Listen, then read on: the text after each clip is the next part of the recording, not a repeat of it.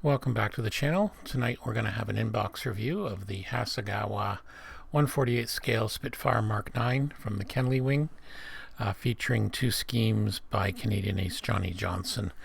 This is a kit, actually it's going to be my 1-year build for my local IPMS chapter, IPMS London. So basically the rules of that build is not much at all, actually. You can build whatever you want. You just choose to build something and you have to have it done by the end of the year.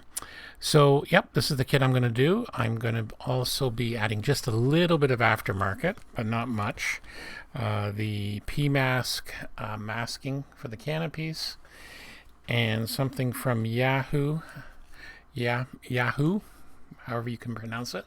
They're out of Poland. These are actually a photo etched cockpit, or just the photo etch instrument panel, and that's really all I want for photo etch. I've gotten a little bit tired of spending a lot of time in photo etch when this is all I really want. These are only a couple of bucks. I got them from Handits for a bunch of my upcoming RAF World War II builds. Anyway, the focus actually is on the kit itself. So we have the nice box art here, as you can see. Looks very good. Opening it up,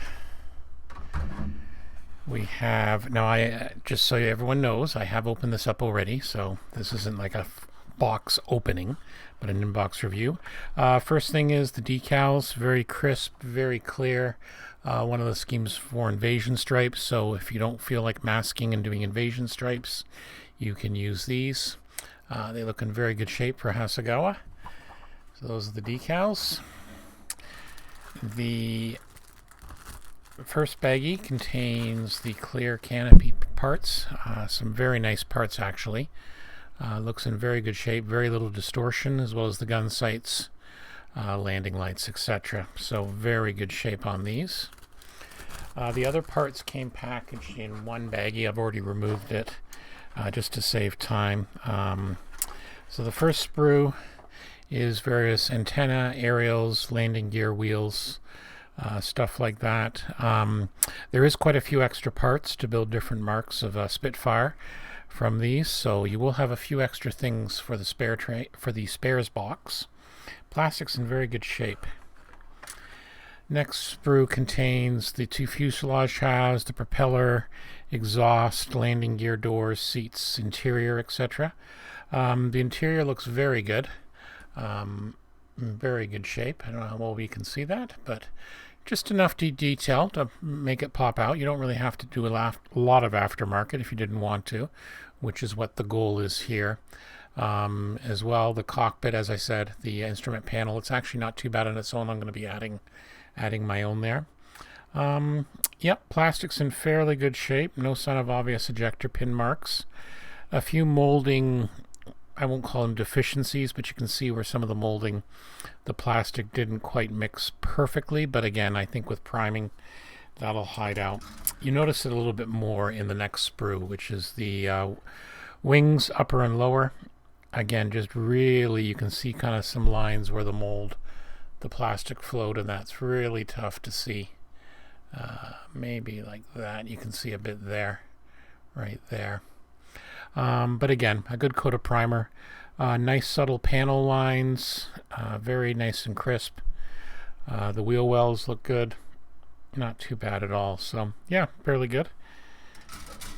Next sprue is a couple of different tail planes. Again, you get some optional stuff here. So one set will be used and one obviously won't. And again, if you look at this side here, you can kind of see where the plastic, it's like a little mark, but it's pretty flat. There's no masking or no sanding required.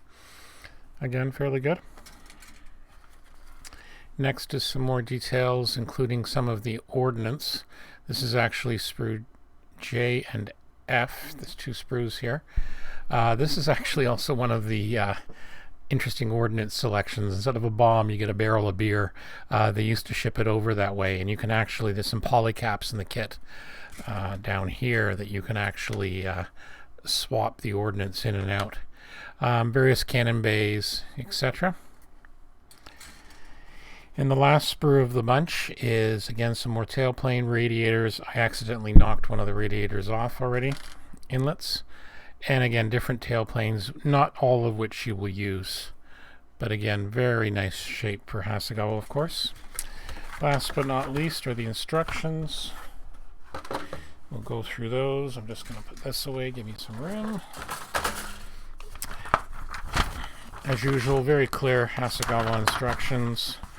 A little bit of history, like how the Mark IX was designed as a stopgap to counter the Focke-Wulf 190, because the Mark Vs are having totally outclassed by it. It's a little bit of history there in a couple of languages. Construction looks fairly straightforward. It's going to be seat assembly, cockpit, button up the two fuselage halves, wings. Moving along, again, wings to fuselage and some of the various ordnance options. And then, depending on which aircraft you're doing, you can put various ordnance options on. So that's what that is. Last but not least, the spinner, the landing gear, etc. So fairly straightforward build. The sprue layout, again, there's a few gray areas you'll see here. So there is quite a bit that you'll end up in this in the spares box. The color callouts are, of course, Mr. Hobby, Mr. Color. I'm probably going to be using mostly Tamiya, maybe some Vallejo. There's basically two schemes, July 1943 and June 1944, both flown by Wing Commander Johnny Johnson, who was the top scoring Canadian ace of the war. Haven't quite decided yet. I'm probably leaning towards the first one, just because I've never been a big fan of the invasion stripes. They're real pain, and I like the simplicity of the first one here, so we'll see. So yeah, that's basically it. The back page, obviously, your usual warnings and stuff like that. So all in all, a very nice kit. Looking forward to building it. I should be able to knock it together fairly quickly, and then work on the masking. I haven't worked on a 48 scale subject in a little while. I've got a Hurricane I built a couple of years ago, so looking forward to building my first Spitfire in 48 scale. I got a ton of 72nd ones as well, but looking forward to this one. So that's going to be the build. I'm going to feature it on the IPMS London forum at ipmslondon.ca. I'll also put some pictures up, of course, at internationalscalemodeler.com. If you haven't been there, I do highly recommend it. It's an awesome site for a good modeling community. There's also live shows on their stream every Tuesday and Friday. Paul and the rest do a really good job. Anyway, that's it for this time. If you have any other comments or suggestions, please let me know in the comments. A few videos ago, I did a tour of my stash. If you wish to see an inbox review or see what's in the box of something else, please let me know in the comments, and I'll be glad to do that for you. So until next time, thank you and be well.